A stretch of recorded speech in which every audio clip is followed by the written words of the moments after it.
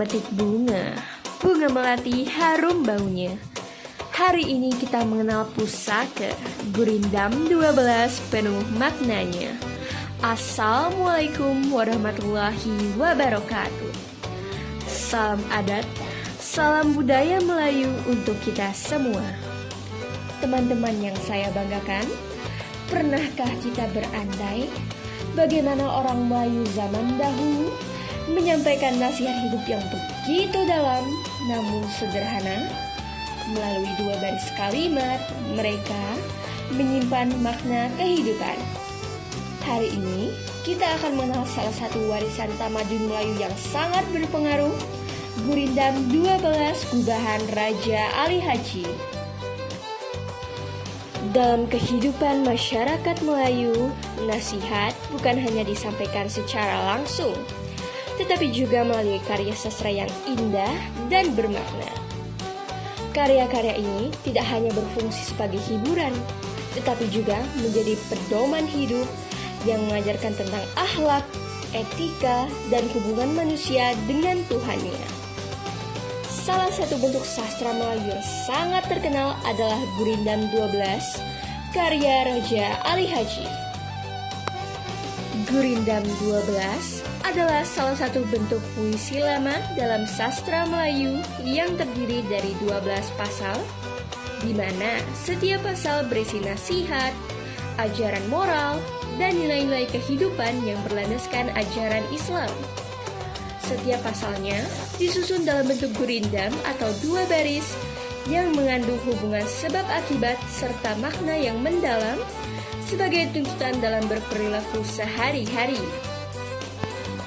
Gurindam juga memiliki beberapa ciri-ciri, di antaranya adalah terdiri dari 2 baris dan tiap bait berdiri sendiri.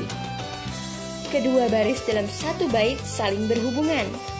Baris pertama berisi sebab dan baris kedua berisi akibat. Setiap baris umumnya terdiri dari sekitar 10 sampai 14 suku kata.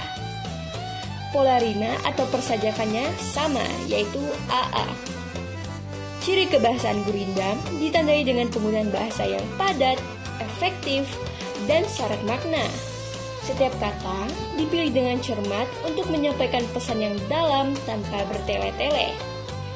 Lalu yang terakhir adalah isi Gurindam, biasanya mengandung nasihat, petunjuk, atau ajaran kehidupan. Sebuah karya besar tentu tidak lahir begitu saja. Di balik setiap bait Gurindam yang penuh makna, ada pemikiran mendalam dari seorang tokoh yang luar biasa. Gurindam 12 bukan hanya sekadar rangkaian kata, tetapi merupakan hasil perenungan tentang kehidupan, agama, dan akhlak manusia. Oleh karena itu, untuk memahami makna Gurindam secara lebih utuh, kita juga perlu mengenal sosok yang menciptakannya. Siapakah tokoh di balik karya besar ini? Pada bagian berikutnya, kita akan mengenal lebih dekat Raja Ali Haji. Raja Ali Haji adalah seorang sastrawan, ulama, dan sejarawan Melayu yang sangat berpengaruh dalam perkembangan bahasa dan sastra Melayu. Beliau lahir sekitar tahun 1808 di Pulau Penyengat, Kepulauan Riau, dan wafat pada tahun 1873. Beliau dikenal sebagai tokoh penting dalam Kesultanan Riau Lingga dan memiliki latar belakang keluarga bangsawan. Sejak muda, Raja Ali Haji sudah mendalami ilmu agama, bahasa, dan sastra. Bahkan sempat belajar hingga ke Mekah. Hal ini membuat pemikirannya sangat luas dan berpengaruh.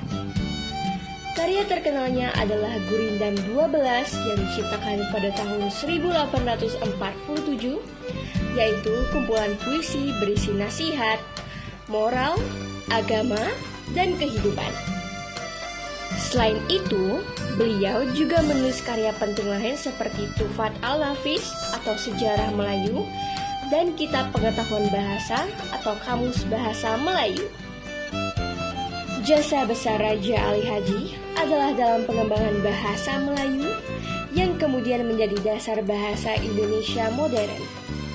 Atas kontribusinya tersebut, ia dianugerahi gelar Pahlawan Nasional Indonesia pada tahun 2004. Raja Ali Haji bukan hanya seorang penulis, tetapi juga tokoh penting yang membentuk identitas bahasa dan budaya Melayu di Indonesia. Setelah mengenal sosok di balik karya ini, kita tentunya semakin memahami bahwa setiap tulisan memiliki cerita di baliknya. Gurindam 12 bukan hanya sekadar karya sastra, tetapi lahir dari kondisi sosial, budaya, dan pemikiran pada zamannya. Ada alasan mengapa Gurindam ini ditulis, dan mengapa isinya begitu kuat dengan nilai moral dan keagamaan. Untuk memahami maknanya secara lebih mendalam, kita perlu melihat bagaimana latar belakang dan situasi saat karya ini diciptakan. Oleh karena itu, pada bagian berikutnya, kita akan membahas sejarah serta latar belakang penulisan Gurindam 12. Gurindam 12 merupakan karya sastra klasik Melayu yang ditulis oleh Raja Ali Haji pada tahun 1847 di Pulau Penyengat, pusat pemerintahan Kesultanan Riau Lingga. Karya ini terdiri dari 12 pasal, yang masing-masing berisi nasihat kehidupan dalam bentuk gurindam atau puisi dua baris dengan hubungan sebab akibat. Gurindam ini menjadi salah satu karya penting dalam sastra Melayu karena tidak hanya indah secara bahasa, tetapi juga kaya akan nilai moral dan religius. Pada masa itu, Pulau Penyengat dikenal sebagai pusat intelektual Melayu, tempat berkembangnya pemikiran tentang agama, bahasa, dan budaya. Di lingkungan inilah Gurindam 12 lahir dan kemudian menyebar luas ke masyarakat Melayu. Gurindam ini ditulis sebagai bentuk nasihat moral dan keagamaan bagi masyarakat Melayu pada masa itu. Kondisi sosial yang mulai mengalami perubahan membuat Raja Ali Haji merasa perlu menyampaikan ajaran tentang akhlak, etika, dan kehidupan beragama melalui karya sastra yang mudah dipahami. Selain itu, karya ini juga bertujuan untuk mendidik generasi muda agar memiliki perilaku yang baik sesuai nilai-nilai Islam dan budaya Melayu. Latar belakang penulisan Gurindam 12 berkaitan dengan kondisi sosial dan budaya masyarakat Melayu saat itu, yaitu kebutuhan akan pedoman moral di mana Raja Ali Haji melihat adanya penurunan nilai akhlak dan etika di masyarakat, sehingga beliau menulis Gurindam sebagai bentuk nasihat agar manusia hidup sesuai ajaran agama. Kemudian ada pengaruh ajaran Islam. Isi Gurindam sangat kental dengan nilai-nilai Islam, seperti pentingnya menjaga iman, perilaku, dan hubungan antar sesama manusia. Lalu, media pendidikan yang sederhana. Gurindam dipilih karena bentuknya singkat dan mudah diingat, sehingga efektif untuk menyampaikan pesan kepada masyarakat luas termasuk generasi muda. Lalu yang terakhir adalah upaya melestarikan budaya Melayu. Karya ini juga menjadi sarana untuk menjaga identitas budaya Melayu melalui bahasa dan sastra yang bermakna tinggi. Yang pertama adalah sebagai sarana pendidikan moral. Gurindam berfungsi untuk mendidik manusia agar memiliki akhlak yang baik karena isinya banyak mengandung nasihat tentang perilaku yang benar dalam kehidupan. 2. Menyampaikan nilai agama. Gurindam, terutama Gurindam 12, berisi ajaran keagamaan, khususnya Islam, yang menjadi pedoman hidup manusia dalam berhubungan dengan Tuhan. 3. Sebagai media penyampaian nasihat, Gurindam digunakan untuk memberikan petua atau peringatan agar seseorang dapat menjalani kehidupan dengan lebih baik dan terarah. 4. Melestarikan budaya dan bahasa Melayu. Gurindam dipilih karena bentuknya singkat dan mudah diingat, sehingga efektif untuk menyampaikan pesan kepada masyarakat luas, termasuk generasi muda. Dan yang terakhir adalah upaya melestarikan budaya Melayu. Karya ini juga menjadi sarana untuk menjaga identitas budaya Melayu melalui bahasa dan sastra yang bermakna tinggi. Setelah memahami pengertian, sejarah, dan fungsi Gurindam 12, kini saatnya kita masuk ke bagian yang paling inti. Di dalam setiap pasalnya, tersimpan nasihat kehidupan yang sederhana namun sangat mendalam. Melalui kata-kata yang singkat, Gurindam mampu menyampaikan ajaran tentang agama, akhlak, dan perilaku manusia. Oleh karena itu, mari kita simak setiap bait Gurindam 12 serta memahami makna yang terkandung di dalamnya. Dengarkan dengan baik dan resapi setiap pesan yang disampaikan. Ini Gurindam pasal yang pertama. Barang siapa tiada memegang agama, sekali-kali tiada boleh dibilangkan nama. Barang siapa mengenal yang empat, maka ia itulah orang yang makrifat. Barang siapa mengenal Allah, suruh dan tegahnya tiada ia menyalah. Barang siapa mengenal diri, maka telah mengenal akan Tuhan yang bahri. Barang siapa mengenal dunia, tahulah ia barang yang terperdaya. Barang siapa mengenal akhirat, tahulah ia dunia mudarat. Pasal 1 menekankan pentingnya agama sebagai dasar kehidupan. Manusia harus mengenal Tuhan, diri sendiri, dunia, dan akhirat agar tidak tersesat. Dengan pemahaman tersebut, seseorang akan memiliki arah hidup yang jelas dan tidak mudah terpengaruh oleh hal-hal yang menyesatkan. Barang siapa meninggalkan haji, tiadalah ia menyempurnakan janji. Pasal 2 mengajarkan tentang kewajiban menjalankan perintah agama seperti sholat, puasa, zakat, dan haji. Ibadah menjadi fondasi utama kehidupan manusia agar hidupnya berkah dan memiliki nilai di dunia maupun akhirat. Ini Gurindam pasal yang ketiga. Apabila terpelihara mata, sedikitlah cita-cita. Apabila terpelihara kuping, kabar yang jahat tiadalah damping. Apabila terpelihara lidah, niscaya dapat daripadanya faedah. Bersungguh-sungguh engkau memeliharakan tangan dari segala berat dan ringan. Apabila perut terlalu penuh, keluarlah fi'il yang tiada senonoh. Anggota tengah hendaklah ingat, disitulah banyak orang yang hilang semangat. Hendaklah peliharakan kaki daripada berjalan yang membawa rugi. Pasal ketiga menekankan pentingnya menjaga anggota tubuh seperti mata, telinga, lidah, tangan, dan kaki.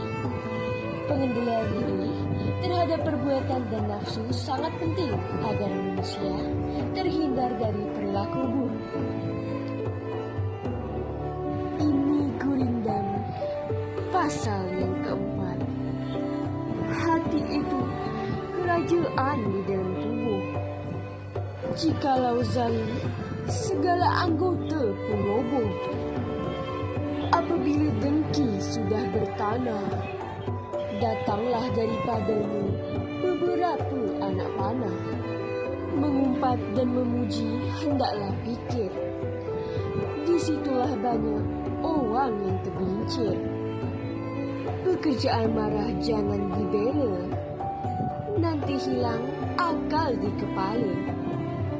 Jika sedikit pun berbuat bohong, boleh diumpamakan mulutnya itu pekong. Tanda orang yang amat celaka, aib dirinya tiada ia sangka. Bahir jangan diberi singgah, itulah perompak yang amat gagah. Barang siapa yang sudah besar, janganlah kelakuannya membuat kasar.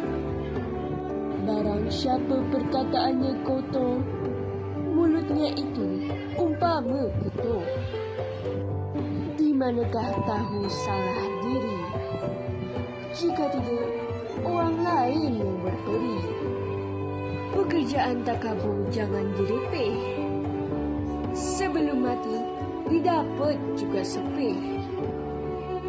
Pasal 4 mengajarkan bahwa hati adalah pusat dari segala perilaku. Jika hatinya baik, maka tindakannya juga akan baik. Oleh karena itu, manusia harus menjauhi sifat buruk seperti iri, sombong, marah, dan suka berkata kotor agar tidak merusak diri sendiri. Ini Gurindam, pasal yang kelima. Jika hendak mengenal orang yang berbangsa, lihatlah kepada budi dan bahasa. Jika hendak mengenal orang yang berbahagia, jangan memeliharakan yang sia-sia. Jika hendak mengenal orang mulia, lihatlah kepada kelakuan dia. Jika hendak mengenal orang yang berilmu, bertanya dan belajar, tiadalah jemu. Jika hendak mengenal orang yang berakal, di dalam dunia mengambil bekal. Jika hendak mengenal orang yang baik berangai, lihatlah pada ketika bercampur dengan orang ramai. Pasal kelima menjelaskan cara mengenali sifat seseorang melalui perilaku, ucapan, dan kebiasaannya.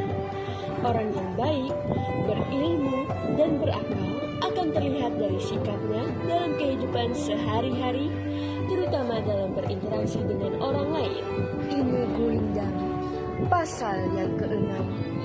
Syahari olehmu akan sahabat yang boleh dijadikan obat. Syahari olehmu akan guru yang boleh tahukan tiap seteru. Syahari olehmu akan istri yang boleh menyerahkan diri. Syahari olehmu akan kawan, pilih segala orang yang setiawan. Syahari olehmu akan abdi yang ada baik sedikit budi. Pasal ke-6 menekankan pentingnya memilih lingkungan yang baik seperti sahabat, guru, pasangan, dan teman. Lingkungan yang baik akan membawa pengaruh positif dalam kehidupan seseorang. Ini Gurindam, pasal yang ke-7. Apabila banyak berkata-kata, disitulah jalan masuk dusta. Apabila banyak berlebih-lebihan suka, itulah tanda hampirkan duka. Apabila kita kurang siasat, itulah tanda pekerjaan hendak sesat. Apabila anak tidak dilatih, jika besar bapaknya letih. Apabila banyak mencacat orang, itulah tandanya dirinya kurang. Apabila orang yang banyak tidur, sia-sia sajalah umur. Apabila mendengar akan kabar, menerimanya itu hendaklah sabar. Apabila perkataan yang lemah lembut, lekaslah segera orang mengikut.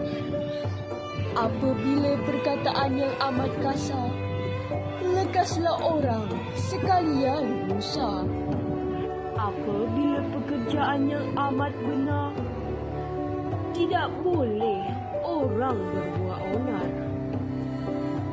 Pasal ke-7 mengajarkan tentang pentingnya menjaga sikap dalam kehidupan sehari-hari, seperti tidak banyak bicara, tidak berlebih-lebihan, serta bersikap bijak dalam menerima informasi.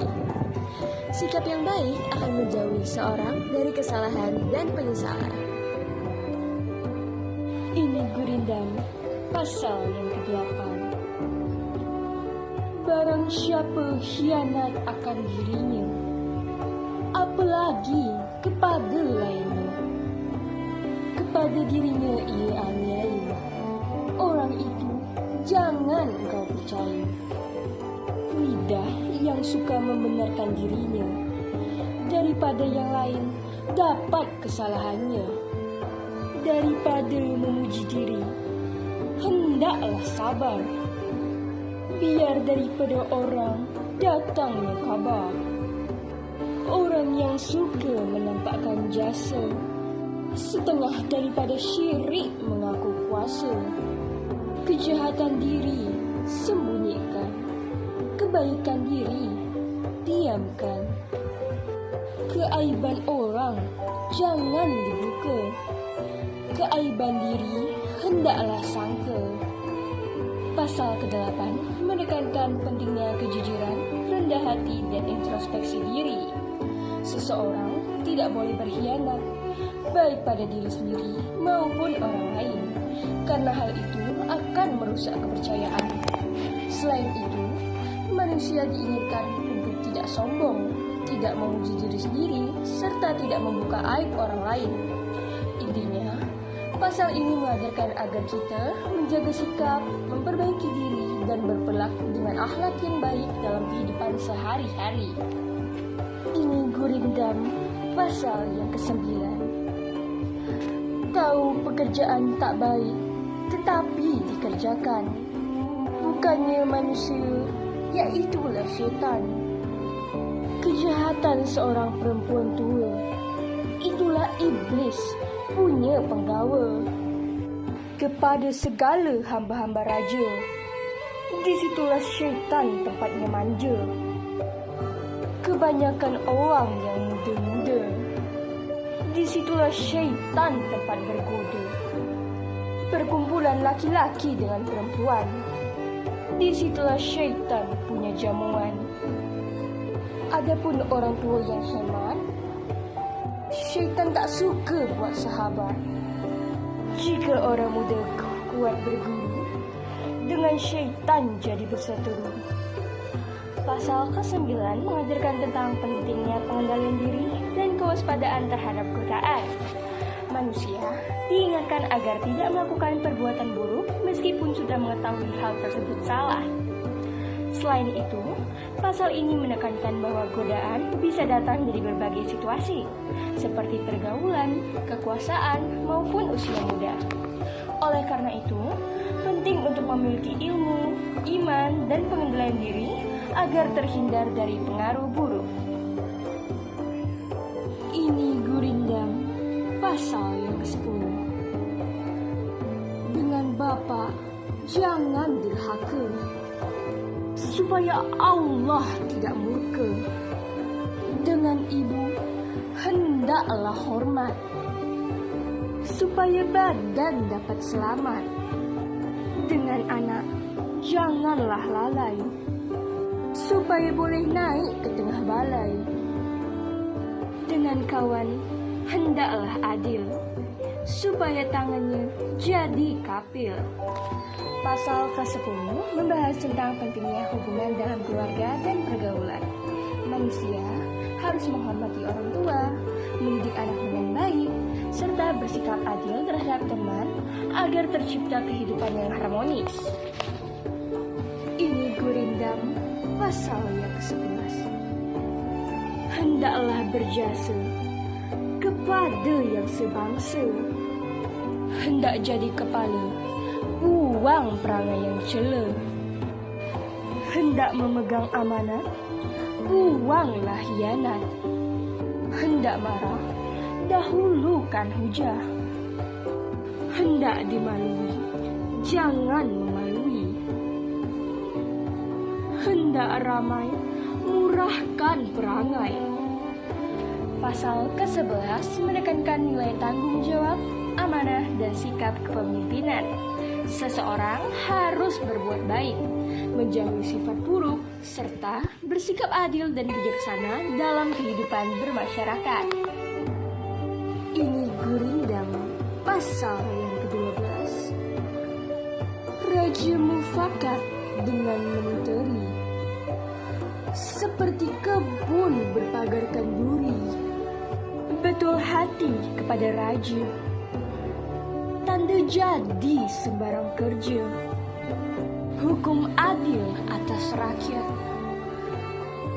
tanda raja beroleh inayat.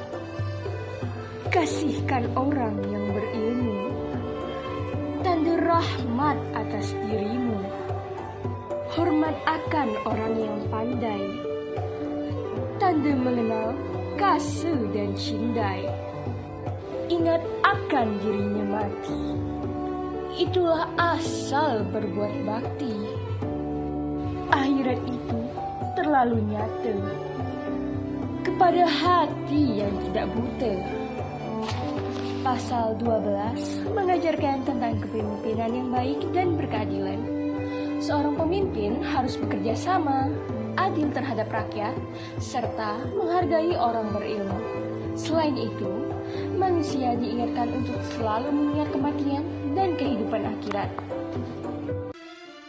Setelah kita menelusuri setiap pasal dalam Gurindam 12, kita dapat melihat bahwa setiap baitnya menyimpan pesan kehidupan yang sangat berharga. Nasihat-nasihat yang disampaikan tidak hanya relevan pada masanya, tetapi juga tetap bermakna hingga saat ini. Mulai dari ajaran tentang agama, pengendalian diri, hingga hubungan antar sesama manusia. Semuanya tersusun dengan sederhana namun penuh makna. Oleh karena itu, dapat disimpulkan bahwa Gurindam 12 mengajarkan bahwa manusia harus hidup dengan berlandaskan agama, menjaga akhlak, memilih lingkungan yang baik, serta mampu mengendalikan diri dari hal-hal buruk. Nilai-nilai ini sangat penting agar manusia dapat menjalani kehidupan yang baik, harmonis, dan bermakna baik di dunia maupun di akhirat. Demikianlah video pembelajaran mengenai Gurindam 12 Gubahan Raja Ali Haji. Semoga melalui pembelajaran ini, kita tidak hanya memahami Gurindam 12 sebagai karya sastra, namun juga mampu menerapkan nilai-nilainya dalam kehidupan sehari-hari. Karena pada akhirnya, ilmu yang baik adalah ilmu yang diamalkan. Terima kasih. Salam adat, salam budaya Melayu. Pergi berlayar ke Pulau Bintan, angin sepoi menemani jalan. Warisan Melayu kita lestarikan, agar tak hilang di telan zaman. Assalamualaikum warahmatullahi wabarakatuh.